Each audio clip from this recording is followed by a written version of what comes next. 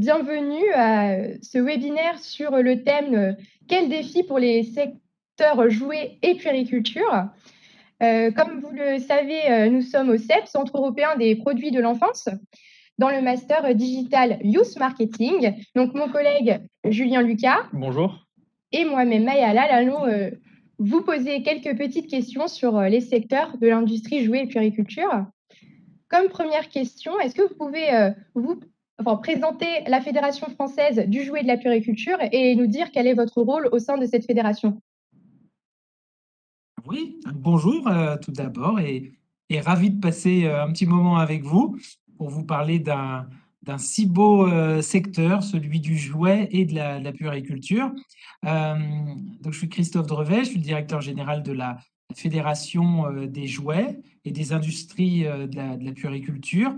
C'est une fédération qui regroupe environ 80 adhérents, à la fois fabricants de jouets et fabricants d'articles de puériculture.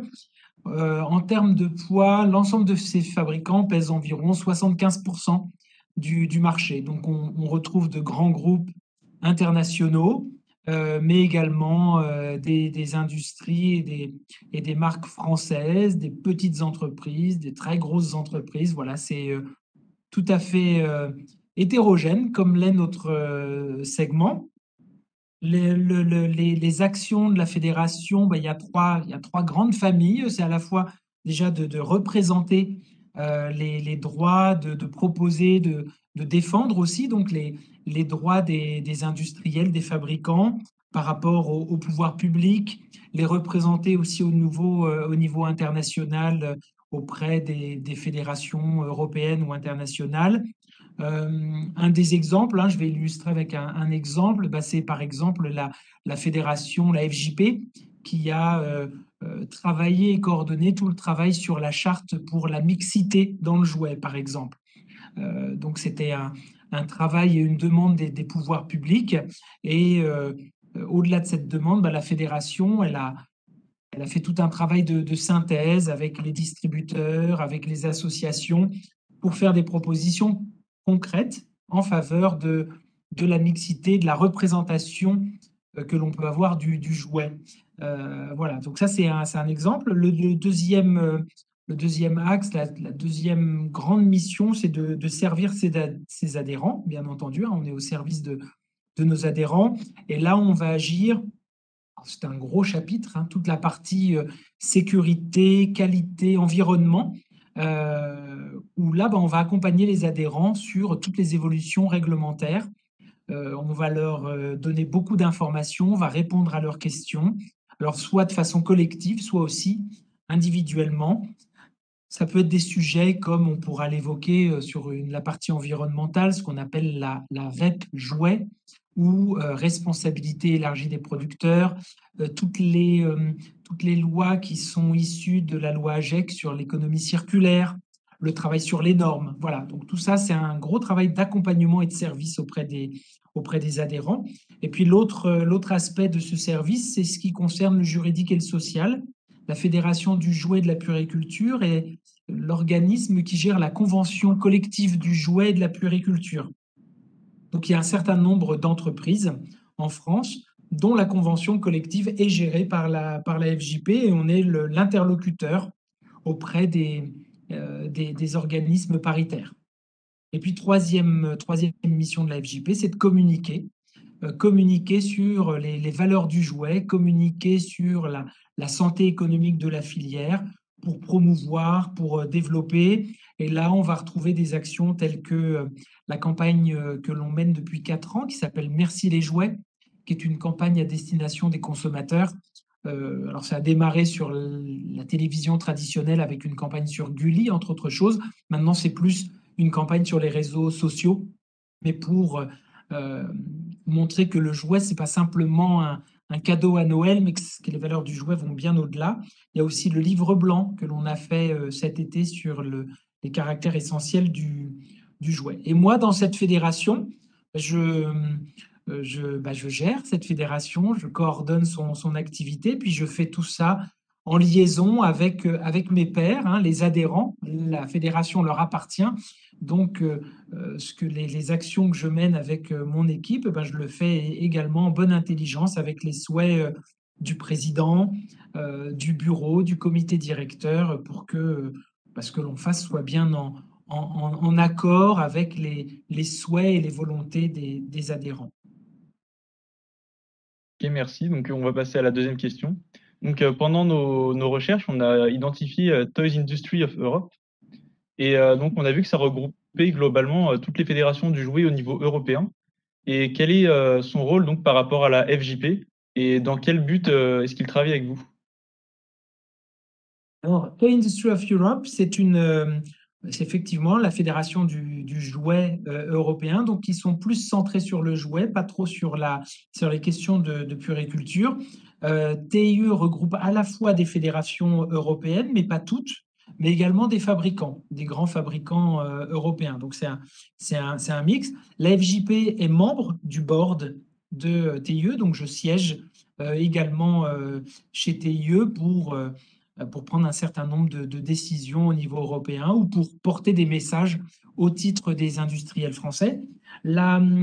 L'activité de TIE, elle est vraiment centrée sur toutes les questions, beaucoup de réglementation. Beaucoup de réglementations dans le jouet, mais dans toutes les industries, se font désormais, hein, ça ne date pas d'hier, au niveau européen. Donc, il y a vraiment besoin d'avoir un organisme, en l'occurrence basé à Bruxelles, qui soit au plus près des centres de décision pour être informé des actions qui sont en cours, des réglementations qui sont en cours de révision. Et TIE est vraiment là, telle une vigie, pour prendre ces sujets très, très en amont, pour ensuite les rebasculer au niveau national auprès des autres fédérations, pour avoir notre point de vue sur des lois ou des décrets qui seraient en cours de discussion. Ça touche énormément, le travail de TIE touche énormément les questions de sécurité sur le jouet, la directive sécurité. Mais par exemple, en ce moment, il y a un travail sur ce qu'on appelle le Digital Service Act, DSA, qui consiste à réglementer un peu plus l'activité des marketplaces. Donc là, on n'est plus uniquement dans la question de la sécurité, on est sur des questions qui touchent plus à la réglementation digitale, qui ne touche pas simplement un pays, mais qui a un impact évidemment sur l'ensemble des pays européens. Donc c'est vraiment un relais très utile pour des actions et un travail au plus près, je ne vais pas dire de lobbying, mais en tout cas d'influence et de travail en bonne intelligence avec les différentes commissions, chose qu'on ne pourrait pas faire à un strict niveau local. Merci pour votre réponse. On sait aujourd'hui que les licences ont un rôle extrêmement important au sein de l'industrie du jouet et de la puériculture. Est-ce que vous pouvez nous préciser pourquoi elles sont aussi importantes et d'où viennent-elles? L'histoire de la licence dans le jouet, ça remonte à quelques années, hein. Si on remonte aux prémices, alors on pourrait remonter un siècle en amont, mais disons que ça a vraiment explosé avec le premier Star Wars, donc en 1977. C'est là que la licence a pris un caractère vraiment industriel dans l'univers du jouet. C'est vraiment cette période-là des années 70. Et c'est vrai que depuis, la licence dans le jouet a pris une importance croissante. On estime, hein, selon les années en France, qu'elle pèse entre 22 et 25% du marché. Donc, ça alimente, hein, vraiment ce marché. Ça n'est pas tout le marché du jouet quand même, mais ça en est une part importante. Il y a plusieurs raisons à ça. D'abord, d'un point de vue industriel, économique, acquérir des droits, acheter une licence, c'est bénéficier d'une notoriété déjà établie. On n'est pas obligé de communiquer autant parce qu'on va s'accoler à un grand lancement de film ou à un dessin animé, une série à succès. Donc, on optimise sa couverture média, sa couverture publicitaire par le biais de la licence. Donc, ça peut être un accélérateur de croissance pour une entreprise. Encore faut-il faire le bon choix, parce qu'on peut choisir une licence qui finalement va avoir que peu d'impact, peu de résonance, et au final, on ne bénéficie pas beaucoup de communication. Mais disons que au départ, l'idée, c'est de pouvoir bénéficier d'une notoriété d'une marque déjà établie. Ensuite, la licence, ça peut être un bon moyen d'inspirer et de développer son département R&D, de développer des collections parce qu'on va pouvoir s'appuyer sur un univers qui existe déjà. Donc voilà, on n'est pas obligé d'inventer tout de zéro, on va pouvoir se raccrocher à des éléments et puis essayer quand même d'être créatif autour de ça. Il ne s'agit pas de faire simplement de répliquer le contenu de la licence, c'est bien quand en plus on peut y apporter sa touche personnelle en tant que fabricant. Donc voilà, inspirer le développement de collection. Ensuite, je l'ai évoqué, c'est un relais de croissance. Si la licence fonctionne bien, on peut très vite acquérir des niveaux de vente qui sont spectaculaires. Mais l'inverse est vrai aussi. C'est-à-dire qu'on peut se prendre aussi des gros bouillons. Et si on choisit bien ou qu'on a de la chance, parce qu'il y a une part de chance quand même, ça peut avoir un effet d'accélérateur sur l'activité de l'entreprise absolument phénoménal. Ensuite, je dirais que si les licences fonctionnent, c'est aussi que les enfants, les licences leur plaisent et qu'ils vont devenir fans ou amoureux d'une marque, d'un personnage, d'un héros ou d'une héroïne. Et là, c'est plus fondamental. Pourquoi une licence, elle fonctionne? C'est aussi parce que, quelque part, la licence, ou en tout cas la marque, le film, le dessin animé, il a été suffisamment fort, intelligent. Il parle à l'enfant à différents niveaux.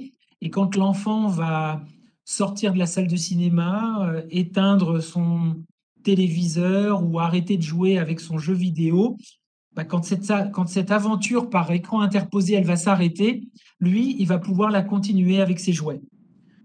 Et là, il va éteindre son écran, mais il va allumer j'aime bien dire ça, il va allumer son imagination et il va continuer l'aventure dans sa chambre avec ses jouets. Et c'est ça aussi la magie de la licence. Voilà, c'est-à-dire que ce personnage un peu virtuel sur l'écran, il prend vie par l'intermédiaire du jouet 3D qu'on peut toucher, avec lequel on peut jouer. Donc ça, c'est quand même la magie de la licence. Voilà. Et aujourd'hui, ce que l'on observe, c'est assez intéressant, hein, c'est que pendant de nombreuses années, le schéma de la licence, c'était série TV, pub TV, licence. On disait ça, voilà. Alors c'est un film, le film de fin d'année qui sort au cinéma, plus la licence. Ça a longtemps été ça. Et progressivement, les choses, elles ont évolué. C'est plus simplement l'entertainment qui crée des licences. C'est aussi le jouet qui crée de l'entertainment. Et là, c'est un phénomène maintenant depuis une bonne dizaine d'années déjà, mais où de grands acteurs du jouet ont décidé de mettre en avant leur propre marque et les ont fait devenir des licences à part entière qu'ils commercialisent. On peut citer Barbie, on peut citer Lego et tant d'autres. Donc on a vu aussi qu'au niveau européen, il y avait des nouvelles normes environnementales qui étaient imposées. Et donc, ça a entraîné un coût de fabrication des jouets. Et donc, est-ce que les nouvelles exigences, justement, dans ce domaine, qu'est-ce que ça entraîne globalement sur l'industrie des jouets puériculture?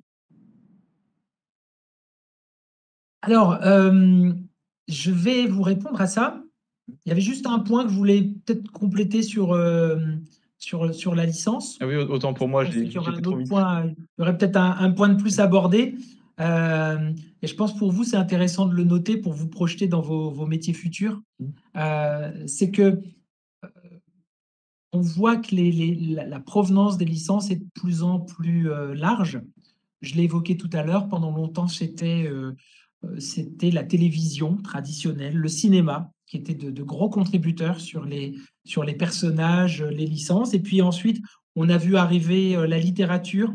On ne savait pas que la littérature pouvait générer autant de produits dérivés jusqu'à Harry Potter, qui a changé un petit peu la donne. Et puis, le jeu vidéo est devenu l'un des plus gros fournisseurs de licences, avec le phénomène qui dure déjà, on ne parle plus de phénomène d'ailleurs, le cas Pokémon depuis 25 ans, où là, même s'il y a des séries TV, tu as d'autres choses, au départ, c'est quand même un jeu vidéo plus proche de nous, Fortnite. C'est intéressant, on a vu que ensuite, c'est la génération YouTube. Alors même si les influenceurs dans le jouet, hein, n'ont pas créé des milliards de licences, on peut quand même noter aux États-Unis Ryan's World, qui est un énorme succès licence jouet. Et là, on parle d'un enfant influenceur sur le monde du jouet, ou proche de nous, Cocomelon, qui est en train de se développer en France, mais qui est déjà un énorme succès et qui est une propriété, entre guillemets, hein, qui a été popularisée sur YouTube. Puis demain, la question, où la licence, elle viendra sans doute beaucoup plus des plateformes de streaming, même si dans le jouet, pour l'instant, on attend encore le premier vrai succès licence inspiré d'une série en streaming. On a des énormes succès d'audience sur les plateformes de streaming, mais il n'y a pas eu encore le gros succès licence jouet, mais c'est une question de mois avant qu'on voit le phénomène. Donc, c'est intéressant, c'est que voilà, la configuration du jouet et de la licence est en évolution permanente. C'est assez intéressant à suivre. Et si on est suffisamment pertinent, si vous rentrez dans une boîte de jouets un jour, c'est d'être attentif à toutes ces tendances, parce que vous trouverez peut-être dans ces tendances-là le prochain gros carton du jouet. Voilà. Donc, gardez bien un œil sur ces évolutions médias et digitales. Alors, pour venir à votre question sur les normes environnementales, oui, elles prennent de plus en plus d'importance, voilà, à tous les niveaux, dans le jouet, mais toutes les industries. C'est juste une nécessité absolue pour tous. C'est même plus une question économique. Et là, les entreprises du jouet, en particulier de la puériculture, elles assument pleinement cette responsabilité. C'est une responsabilité sociale, environnementale. Donc, elles souhaitent accompagner le mieux possible ces évolutions. Alors oui, ça peut générer des hausses des coûts parce qu'on doit contribuer à certains frais sur le recyclage, etc. Ça peut obliger à abandonner, entre guillemets, certaines matières premières qui étaient moins coûteuses, mais qui étaient pas les meilleures en termes de protection ou de respect de l'environnement. Donc, ça oblige à adapter, à changer, à investir en R&D. Par exemple, hein, là, nous sommes en plein dans l'actualité. Un des aspects de la loi AGEC est rentré en application au 1er janvier 2022, c'est ce qu'on appelle la REP jouet, ou responsabilité élargie des producteurs. Donc, depuis le 1er janvier 2022, tout producteur de jouets qui met des quantités de jouets sur le marché, que ce soit un fabricant ou même un distributeur qui, vous le savez, avec ses MDD, ces marques de distributeurs, peut être amené lui aussi à produire des jouets et à les mettre sur le marché. Donc, tout jouet qui est mis sur le marché, le producteur doit en financer maintenant toute la partie réemploi et recyclage. Donc, il va payer ce qu'on appelle il va verser une éco-contribution. Cette éco-contribution va alimenter une filière, un fonds qui est géré par un éco-organisme indépendant. Et cet éco-organisme, avec l'éco-contribution qui est versée par l'ensemble de la filière, des fabricants et des distributeurs, cet éco-organisme, il va mettre en place tout le système de recyclage, de réemploi, de collecte des jouets usagés. Donc ça, on va dire, c'est normal.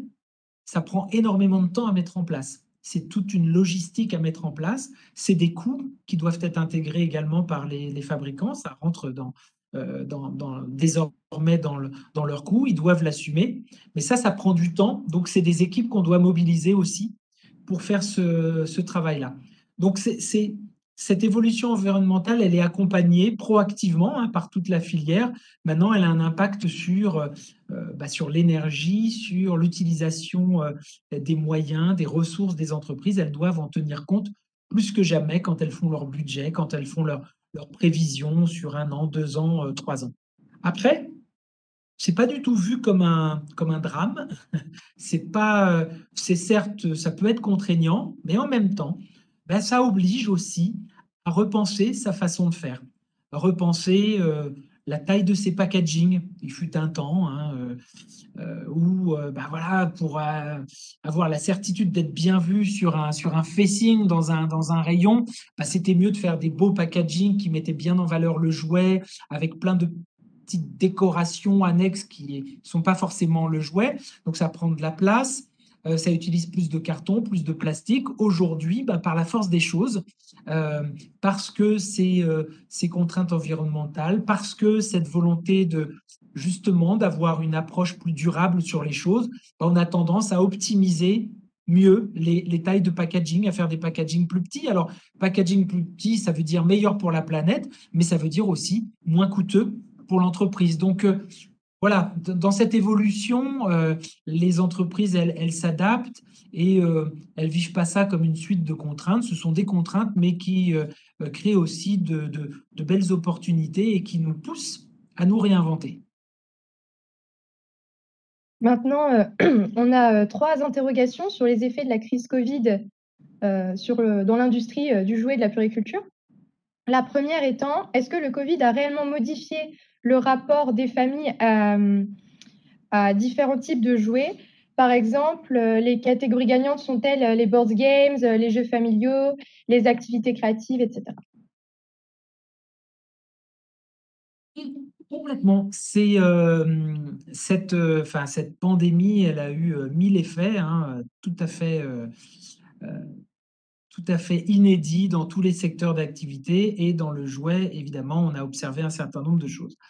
Je dirais, au-delà de toutes les contraintes que cette crise a créées, elle n'a pas été simple à gérer par les familles.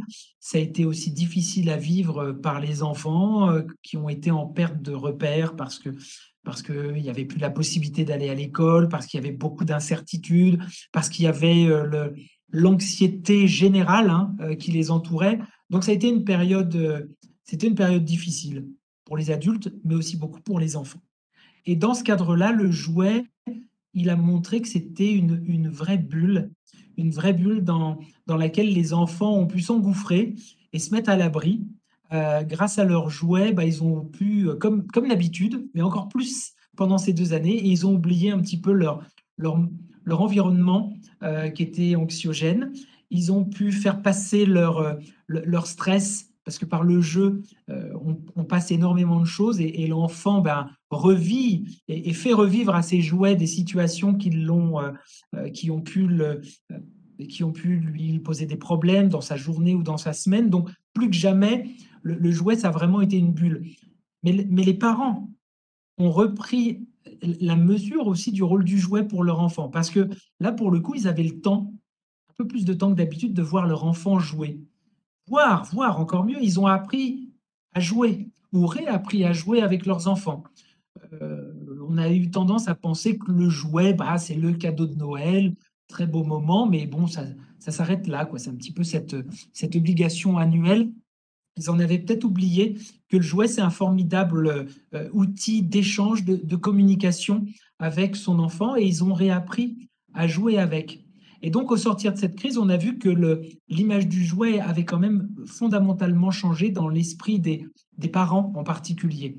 Pas tant dans l'esprit des enfants, ils ont toujours adoré les jouets. J'ai jamais vu un enfant ne pas aimer un jouet. Donc, ça n'a pas changé, mais ça les a aidés un peu plus encore pendant cette période Covid, mais aussi les parents ont mieux compris la valeur. Après, il y a des catégories.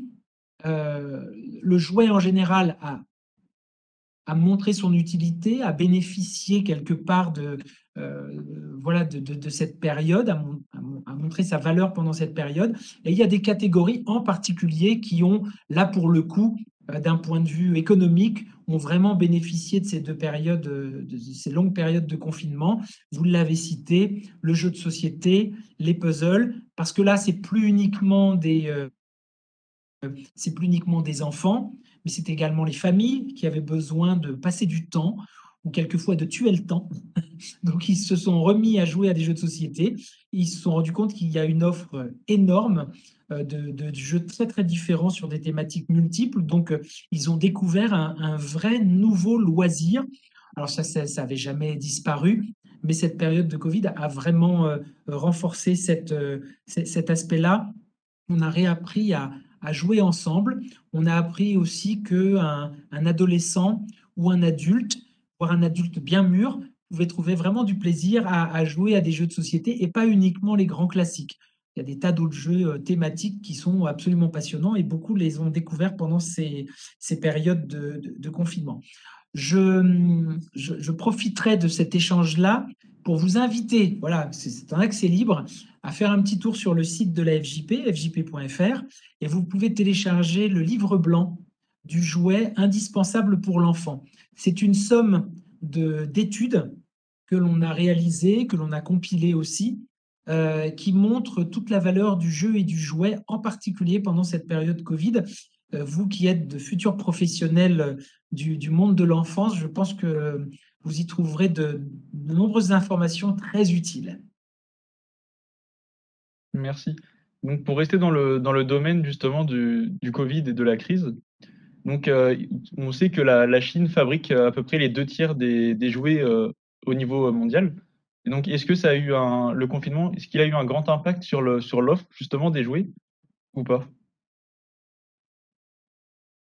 Alors, sur l'offre au final, les fabricants ont été agiles, ils se sont adaptés, donc ils ont limité les effets. Par contre, le sortir de la crise, si on peut dire, parce qu'on n'est pas complètement sorti, mais en tout cas, la deuxième sortie de crise, on va parler du mois de septembre 2021 ou de l'été 2021, on voit bien que la supply chain, toute l'organisation logistique a été complètement bouleversée. C'est-à-dire l'économie mondiale qui se remet en route après des mois d'inactivité, ça ne peut pas se passer de façon fluide. Il faut remettre en route tout un circuit, il faut réallouer des ressources. Pour toutes les industries, tout est urgent et tout est pour le même moment. En plus, on a eu cette sortie de l'été qui ouvrait directement sur la période de Noël, c'est-à-dire la période de plus forte consommation mondiale dans tous les biens de consommation. Donc, toute cette industrie logistique a dû se remettre en route et se réorganiser au moment quasiment où elle a son pic d'activité en période normale. Donc, évidemment, tout a été complètement dérégulé, non pas déréglementé, en tout cas bouleversé, à tel point que quand il fallait un mois pour faire venir un bateau, il en fallait maintenant 2, qu'il y avait une réelle pénurie de containers, voilà, que les États-Unis à un moment ont été privilégiés par rapport à l'Europe, et puis ensuite ça a changé. Bref, ça a été un casse-tête sans fin pour tous ceux qui devaient acheminer des produits l'année dernière. Je me rappelle, au mois de septembre, tous les journalistes et toute la presse relayaient: y aura-t-il des jouets à Noël? Pénurie attendue. Bon, nous, à la FJP, on a eu un discours assez confiant en disant que oui, il pourrait y avoir des ruptures de stock, comme il y en a chaque année à Noël. Il y a toujours des jouets qui fonctionnent mieux que d'autres ou qui se vendent plus rapidement que d'autres. Donc, il y aura toujours des phénomènes de rupture, peut-être un peu plus, mais l'offre est telle. Il y a tellement de références chaque année sur le marché que des jouets, il y en aura pour tous les enfants au moment de Noël, ce qui a été le cas. Tous les enfants ont eu leurs jouets à Noël et l'année 2021 a été une des plus belles années du jouet. Maintenant, je peux vous garantir que cette gestion-là, la gestion logistique en 2021 a été extrêmement périlleuse et 2022 s'annonce comme une année à nouveau compliquée parce que ces systèmes économiques sont des systèmes très lourds. On parle d'échanges mondiaux. Le jouet, c'est un petit aspect de ces échanges mondiaux. Et donc, pour que tout se remette en marche de façon fluide, il faut plusieurs mois, voire quelquefois plusieurs années. Du coup, on a bien compris que le Covid a modifié les façons d'acheter le jouet. Est-ce que vous pouvez nous dire quel est l'impact de l'augmentation des ventes dans le canal e-commerce sur les autres canaux majeurs de distribution, type distributeurs spécialisés ou grandes surfaces alimentaires? Alors, il est certain que pendant les périodes de confinement, quasiment le seul moyen d'acheter des jeux et des jouets, c'était via le e-commerce, l'achat digital, et que forcément, ces circuits de distribution ont largement bénéficié et ont littéralement explosé en termes de poids pendant cette période. Mais c'était un phénomène qui était inscrit depuis de nombreuses années. C'est-à-dire que le e-commerce était sur des progressions à 2 chiffres depuis plusieurs années déjà. Et cette crise Covid n'a fait qu'accélérer le mouvement. Aujourd'hui, on va dire que la distribution, elle se répartit,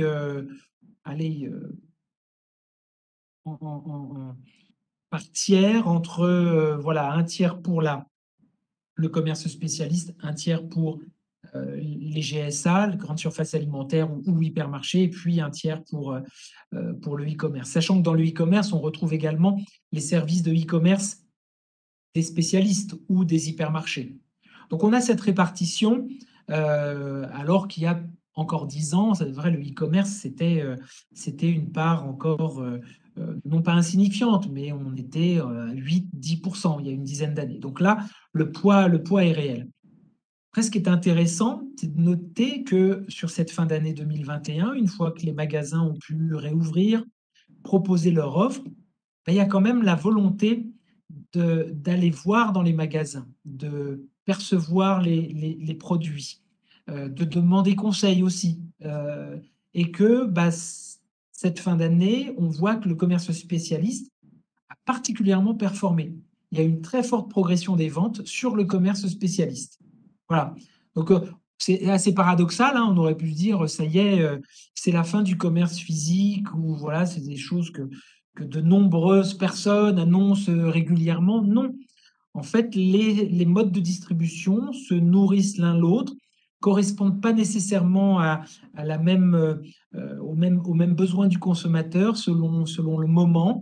Et on voit bien que les systèmes cohabitent assez bien, avec la nécessité, bien sûr, pour le commerce physique d'étoffer son offre et d'avoir un vrai service digital en complément de son service physique. Et du côté du commerce exclusivement les pure players digitaux, la nécessité aussi de pas simplement faire de la mise à disposition et du prix, mais également de travailler sur un travail réel de conseil, d'accompagnement à l'acte d'achat.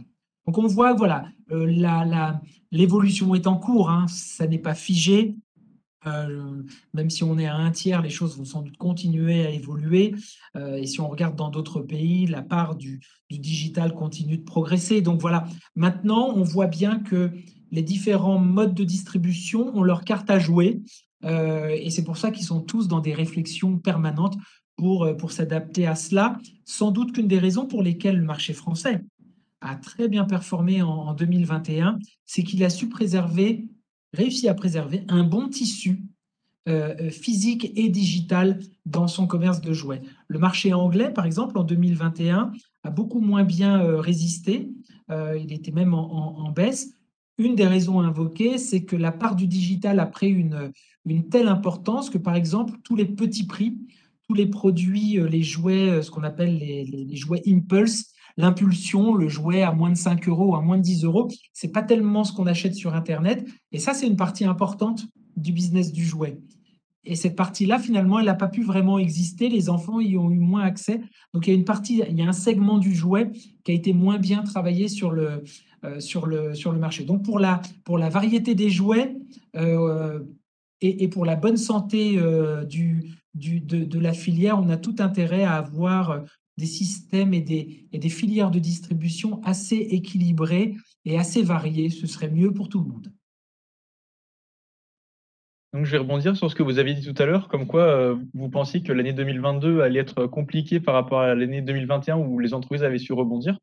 Donc, justement, qu'est-ce qui se passe, comme par exemple la guerre en Ukraine, l'augmentation du coût du pétrole, ou encore les problèmes logistiques, comme vous avez dit, par exemple, avec les pénuries de conteneurs?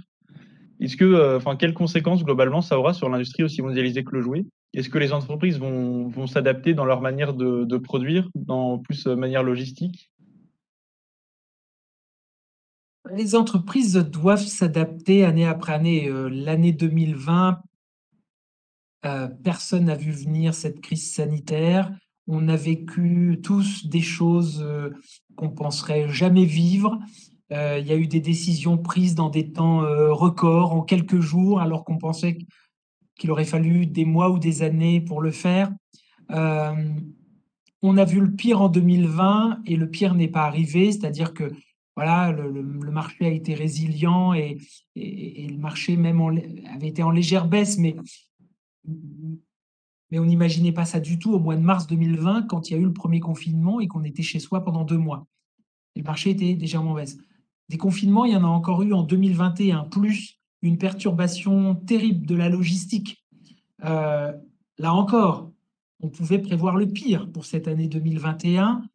2021 aura été une des plus belles années en termes de chiffre d'affaires pour l'ensemble de la filière dans le jouet.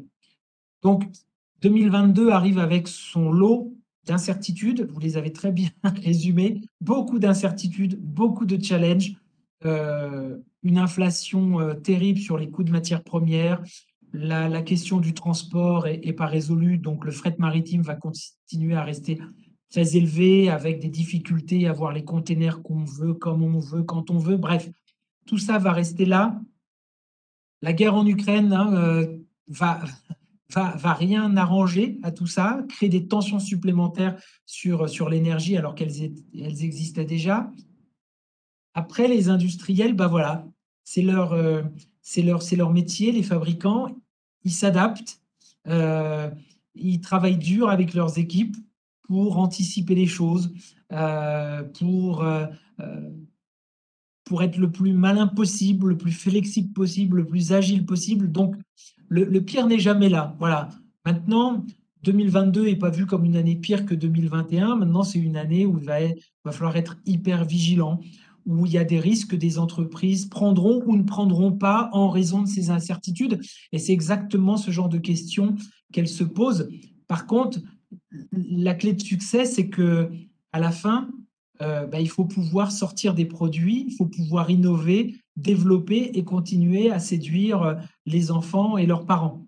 Parce que le combat, il se gagnera là. C'est-à-dire qu'il faut que la demande, elle soit toujours là et donc il faut qu'il y ait une offre qui soit toujours aussi solide. Donc c'est quand même au-delà de toutes ces considérations macroéconomiques qui influencent tout le business, la rentabilité des entreprises en particulier, eh ben, elles ne doivent pas perdre de vue qu'il faut avant tout qu'elles sortent des produits qui vont séduire, qui vont plaire et qui vont être commandés notamment et demandés en fin d'année, parce que la clé de leur succès, au final, ça va être là. Après, oui, on se parle, nous sommes mi-mars ou fin mars 2022. La route est longue encore pour tous les fabricants, mais bon, ils sont positifs de nature, donc voilà, on va faire face à tout ça. Comme moi, ça fait très longtemps que je suis dans ces univers-là.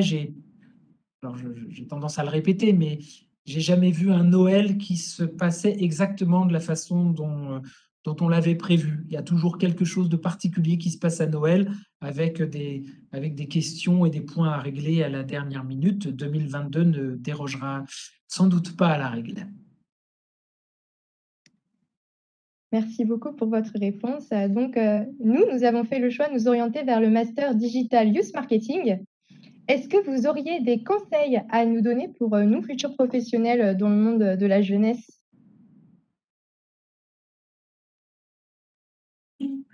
Plein de conseils, non. Alors déjà, non, le premier conseil, je le donnerai pas, parce que en fait, mon premier conseil, c'était de vous orienter vers des carrières liées à l'enfance et aux produits de l'enfance, mais vous avez déjà fait cet excellent choix, donc bravo. Je pense que c'est un super choix. D'une façon générale, je pense qu'il faut que vous soyez sur des fonctions marketing ou commerciales dans le futur, dans les produits de l'enfant. Alors ça va ressembler un peu à un poncif, ce que je vais dire. Mais oui, essayez quand même de garder une âme d'enfant, dans le sens où essayez même quand vous allez grandir, essayez de vous rappeler, vous, enfant, comment vous avez appréhendé vos jouets, comment vous les avez aimés, qu'est-ce qui vous plaisait, pourquoi vous avez aimé cette série et pourquoi vous êtes tombé amoureux de ce film, de ce héros ou de cette héroïne. Gardez ces petits souvenirs quelque part dans un coin de votre tête parce que quand vous allez voir des nouveaux projets, quand vous allez devoir réfléchir à de nouveaux concepts, votre expérience personnelle, elle va vous influencer et j'espère qu'elle vous influencera pour le meilleur. Donc, gardez cette âme d'enfant. Moi, je suis venu en short, par exemple, aujourd'hui. Non, je plaisante. Je suis venu en Bermuda. Non, mais voilà, c'est important de... Rappelez-vous qui vous étiez quand vous étiez petit, ça vous servira. Ça vous servira. Abordez le métier, quel qu'il soit, abordez-le avec humilité. Vous allez sortir avec un bagage très sérieux, hein. Je sais que le CEPE fait un formidable travail d'enseignement. Donc, vous allez sortir avec beaucoup de certitude, un bagage solide. Après, vous allez énormément apprendre en entreprise et soyez prêts à apprendre et à recevoir. Vous apprendrez beaucoup du passé et de l'écoute des autres, de ceux qui ont plus d'expérience que vous.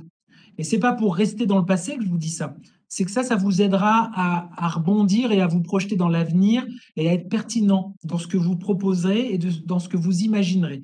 Parce que vous aurez cette histoire, ces historiques, et ça va vous nourrir, je pense, dans le bon sens. Donc, c'est ce que j'appelle l'humilité. Voilà, quand vous arriverez dans votre nouvelle boîte, prenez les choses telles qu'elles sont, acceptez-les, apprenez. Progressivement, si vous avez des choses meilleures à proposer, ben, ça viendra naturellement, vous les proposerez. Mais au début, voilà, ayez cette approche-là.